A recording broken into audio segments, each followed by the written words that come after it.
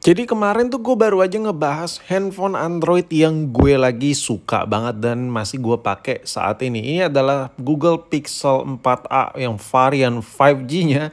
Ini handphone kedua gue saat ini, nggak nyangka kenapa nggak dari dulu gue pakai HP ini ya kan. Tapi ya gitulah, di awal tahun ya gue selalu membutuhkan hal yang baru gitu buat gue pakai. Dan sepertinya gue jatuh cinta sama handphone ini. Jadi buat lo yang mungkin belum nonton video gue ngebahas total handphone ini, linknya ada di deskripsi deh gue taruh. Sumpah ini handphone 2 jutaan tapi menurut gue lebih worth it daripada lo beli HP baru pergi gimmick yang handphone baru harga 2 jutaan tuh kebanyakan tuh boros RAM ya kan, mubazir RAM maksud gue ya kan, mubazir kamera boba padahal aslinya ampas. Ini menurut gue salah satu HP paling waras. Oke, selesai promo video gue, sekarang kita fokus ke inti topik ya. Di video kali ini gue bakal bongkar, tapi ini bukan video teardown ya. Jadi lu nggak bakal melihat tutorial how to basic ya, cara ngelepas ini itu.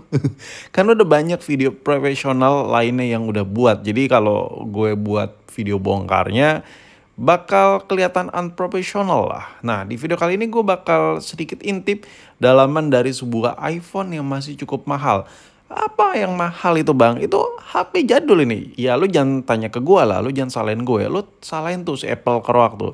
Desain iPhone 8 masih dipakai sampai iPhone SE generasi ketiga alias iPhone SE 2022. Yang which is dimana literally kalau kita beli harga barunya metong ya kan. Nah, dengan desain seperti ini, kira-kira dalamannya itu seperti apa sih desain luar seperti ini? Sehingga si Apple sampai pada saat ini, to now ya kan, until to now, today, si SE ini masih melalang buana di website resmi Apple Keroak. Lo bisa lihat tuh, All Explore All iPhone, iPhone 15 Pro, iPhone 15, urutan paling bawahnya adalah iPhone SE. So, the question is, kenapa iPhone SE ini dengan model seri 8 ini masih dipakai pada saat itu? Ada apa? Ada apa sih dengan dalaman handphonenya? Oke lah, kalau lu ngelihat mesin iPhone 8, iPhone SE itu udah biasa lah. Tapi kalau ngebahas secara detail, kenapa Apple bisa sampai masih mempercayakan dan masih memakai jenis iPhone ini sampai sekarang? Kira-kira apa sih sekiranya? So formal banget bahasa gue. Oke, gue bakal bahas secara detail di video ini. Mengenai mesinnya ya, kita bahas jeroannya. Nah, kalau kita bandingkan di web si Apple-nya, sebenarnya ini udah jomplang banget ya. Yang satu bentukannya udah kayak gimana tahu, yang satu bentukannya parah banget.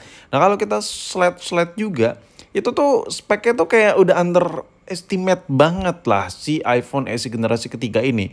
Tapi kenapa ya masih ada varian resminya beredar di Indo pada saat ini? Nah, kalau kita mau beli yang varian 128 itu harganya hampir 10 juta lah. Kalau sama adaptor kan belum dapet tuh. Kalau sekiranya lu mau beli adaptor yang bagusan yang super ngebutnya, atau sekalian mau tambahin tempered glass, udahlah, itu udah totalan 10 juta itu udah.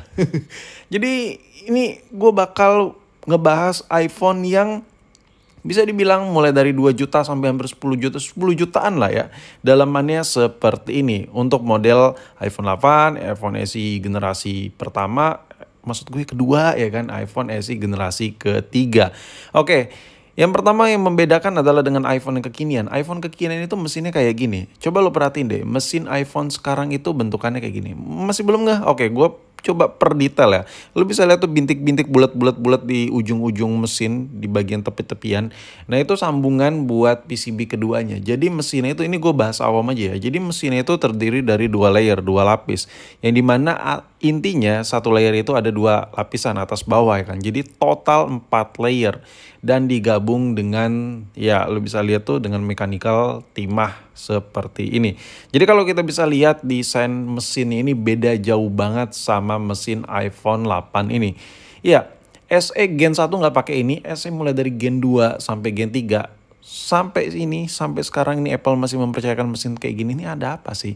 Kalau kita lihat dari sini, sebenarnya Apple pakai mesin ini kalau menurut gue ya, yang pertama adalah handphone ini terstruktur ya dan sistematis. Anjay, udah kayak serangan fajar. Jadi handphone ini tuh masih dipakai, salah satunya adalah desain kekinian. Ya, dari sisi kompartemen bagian dalamannya. Kalau lu bisa lihat nih ada taptiknya ya kan. dengan posisi di bagian bawahnya. Dan kalau kita lihat secara menyeluruh, si mesin dalaman jeroan iPhone 8 ini itu udah ada wireless chargingnya, udah support fast charging juga. Nah jadi dengan jeroan tipis-tipis seperti itu, udah ada wirelessnya, udah support fast charging, konektornya juga udah mensupport untuk fast charging. Apple hanya perlu menanamkan chipset yang baru, ya kan? Hanya perlu menanamkan software yang baru. Mereka bisa mengupgrade tipe handphone dengan rangka basic yang sama. Gue kasih ambil contoh simpelnya aja. iPhone 8 dengan iPhone SE generasi kedua, perbedaan yang paling signifikan di chipset maupun iPhone SE yang paling mentok saat ini generasi ketiga. Perbedaan yang paling intinya itu dari sisi chipsetnya. Nah kalau masalah mesin, semuanya ini masih bisa dimodernisasi. Ya, lu bisa lihat semua itu by software. Taptiknya ini feel feedbacknya itu sama kayak iPhone kekinian. Tek tek tek tek gitu, bukan zzz, zzz, bukan pakai motors ya yang getarnya tuh kayak HP tua gitu, enggak. Ini feedbacknya udah modern. Jadi secara kasarnya Apple itu sebenarnya hanya perlu repot-repot untuk ngurusin software dan penanaman chipset yang lebih powerful. Oke, sekarang kita move ke kameranya. Lalu kameranya gimana bang? Kalau mesinnya udah approve lah, gue udah ngerti. Oke, kalau kita lihat kamera kekiniannya, iPhone itu tuh 3 lensa gitu ya kan, boba-bobaan gitu. Dan ini super duper complicated. Kalau rusak satu, apalagi lu bawa servis di tempat resmi, udah fix lah. Udahlah, udah alamat Kak, bisa ganti unit, kita menawarkan ganti unit. Kalau lu mau ganti lensanya bisa, itu harganya ya minimal tepat lah motor-motor second ya kan untuk kameranya aja. Intinya kamera boba-boba kekinian apalagi iPhone generasi terbaru, gen-gen terbaru, itu lu jangan tanya ya kalau kameranya rusak tuh harganya berapa. Ratusan ribu itu nggak ada apa-apanya, itu udah pasti fix totalan jutaan melayang. Gue kasih cerita sedikit ya, dulu zaman iPhone 7 Plus itu harganya masih 10 jutaan, kamera gue tuh rusak ya.